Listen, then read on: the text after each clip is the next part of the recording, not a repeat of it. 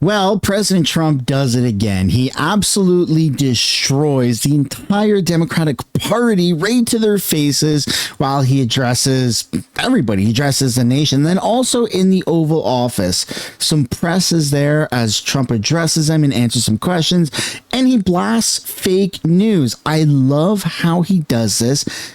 We're going to have a good laugh together. All I ask in return is for you guys to hit the like button and subscribe to the channel. And today's video is actually sponsored by Private Internet Access, but more on that later. Without further ado, let's get right into it. This is my fifth such speech to Congress.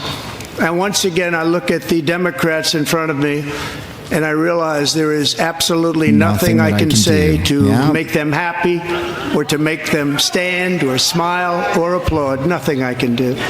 If I could find a cure to the most devastating disease, a disease that would wipe out entire nations, or announce the answers to the greatest economy in history, or the stoppage of crime to the lowest levels ever recorded, and these people sitting right here will not clap, will not stand, and certainly will not cheer for these astronomical achievements. They won't do it, no matter what. Five times I've been up here. It's very sad, and it just shouldn't be this way.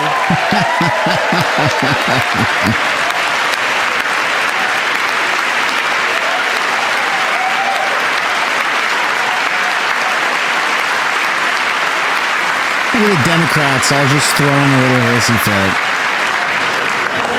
fit. So Democrats sitting before me, for just this one night, why not join us in celebrating so many incredible wins for America? For the good of our nation, let's work together and let's truly make America great again.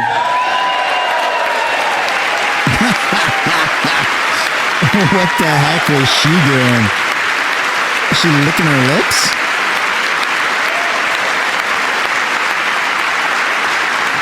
There is something severely wrong with the Democrats, man, for doing this shutdown, for licking their lips. Like, look at this. What the heck? Is she crying? She got some old age on her lips. So bizarre. These people are actually weird. Trump could solve all of the world answers, world peace. He could solve cancer. He could make sure that everyone's life expectancy hits 150 or 200 years old. He could stop an asteroid with his bare hands from crashing into Earth and, causing a mass wipeout. And they still would be angry at him. It's bananas. I don't understand it. Well, the plan is that when you're in a shutdown, and we're in the shutdown, of course, because Schumer and the Democrats shut down the government because they were trying to force us to give health care benefits to illegal aliens. And now that we're in this shutdown, we're trying to figure out how to ensure that as many Americans receive essential services as possible. We're doing a lot to ensure that low-income women and children get their food benefits. We're trying to make sure that flood insurance and other insurance programs don't disappear during the height of hurricane season. But we're also, Maria, doing some pretty non-conventional things, as President Trump often does, to ensure that our troops are able to get paid. We are confident we've identified the legal pathways in order to do this, but it's really important for the President of the United States. Even though Schumer has shut down the government, he doesn't want our troops to suffer because of it. Of course, he doesn't want our national security to suffer because of it either. This is so avoidable, and it's so gross that the Democrats have put the status of the United States government into this shutdown. And before we continue, I do have a message from today's sponsor. This video is sponsored by Private Internet Access. Private Internet Access is my go-to VPN for many different reasons. It makes me feel safe when I'm browsing the internet. So it allows me to hide my identity, as well as make sure that the government isn't stealing my information and selling it to a bunch of private companies. It also gives me the ability to go on Netflix, Hulu, and all of the streaming platforms and take a look at content that wouldn't be available in Canada. So if I want to watch American content on Netflix, I can easily just boot up Private Internet Access. Some countries around the world, just like Canada, ban people from being able to view the news. So having a VPN like Private Internet Access allows you to get past that barrier. One subscription to Private Internet Access covers all of your devices. In fact, it's actually unlimited amount of devices, which is pretty freaking cool. If you want to take back control of your identity and your personal information when browsing online, then private internet access is the VPN for you. If you click the link down below in the description, the pinned comment below, or scan the QR code on the screen, you get 83% off plus 4 months for free when you click the link down below in the description. You also get a 30-day money-back guarantee, which is phenomenal. Thank you, Private Internet Access, for sponsoring today's video. Making this isn't a negotiation. This is hostage taking. The Chuck Schumer has not said to us, this is what we need.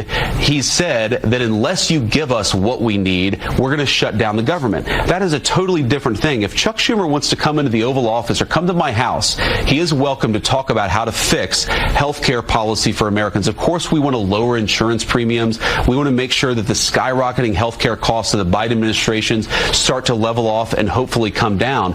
That's one conversation, but you don't come into the Oval Office and say, unless you, the President of the United States, give us everything that I want, I'm going to shut down the government. I'm going to deny low-income women and children their food benefits. I'm not going to pay the troops. That is what Chuck Schumer has put us in the situation of doing. We don't negotiate with a person who has taken the entire federal government hostage over a health care policy dispute. And I think that basic principle, you saw Barack Obama say this to Ted Cruz and a number of Republicans. We want to talk about health care policy, but we're not going to shut down the government over this. That's all that Donald Trump is now saying to Chuck Schumer and the far left Democrats. We are not going to negotiate over opening the government. We'll negotiate on health care policy, but only once you do your job and open up the people's government. Yeah, that makes sense. That absolutely makes sense.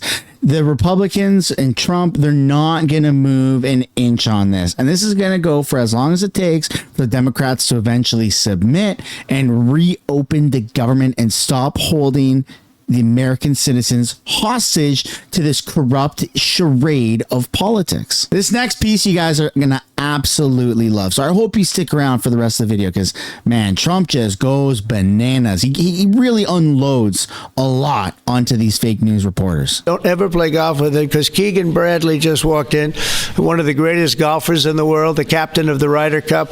And, man, I'll tell you, you did a good job. You almost came back. I turned on. I said, you know, I sort of turned off. It wasn't looking good. And then a little while later, I turned on. I said, you guys might make, that would have been the miracle. What a great job. He's respected by those golfers like nobody. And I just want to compliment you, Keegan. That was an incredible job. Right here, we have a lot of unfriendly fake news media. And he's not used to that. He's used to getting only good publicity, I think, Howard. These are all golfers. But you're some golfer, I'll tell you that, and some leader. Thank you very much. Great job. Thank you, Keegan. Mr. President, on China. Yeah, please. On immigration, ICE are making arrests, targeted arrests at courthouses in New York City and around the country. Criminals, arresting criminals, that's right. Yeah, So go ahead. Reaction to that? I'm happy about it. I want them to arrest criminals. And if you take a look at D.C., a year ago, D.C. was our great capital was a very unsafe place. You know that. Some of you were mugged and talk openly about it. Some of the media was mugged. But right now, D.C. is one of the safest places in the whole country. The restaurants are booming. They're opening up new restaurants. The restaurants are all closing. Now you can't get into a restaurant. They're opening up new restaurants. It took 12 days for us. We sent in not politically correct military. We sent them in based on merit. You know, we won the case in the Supreme Court. Everything now is based on merit. Our country was founded on things based on merit. Like Keegan Bradley's not going to be playing golf if he wasn't a great player. If he shoots lower scores, boy, there's no more merit system than that one, Keegan, right? If you miss a putt, they don't say, oh, that's okay, let's take it again, do they? No, it's based on merit. Everything's based on merit. And we're back to the merit system. And when they saw that military is all about merit. They're big, strong people that they're patriots too. And you take a look at D.C. and now we're in Memphis. And Memphis was really crime-ridden. It was terrible. A lot of people being killed. And they say in 12 days, they can't even believe how much better it is. And it'll take probably a month over there. And we're heading to Chicago because we want to save Chicago. Do you know they had over 4,000 people killed in Chicago over a short 4,000 people. And I have to watch this slob of a governor stand up and say that, well, everything's okay. We've got it under control. They had 4,000 people murdered over a very short period of time.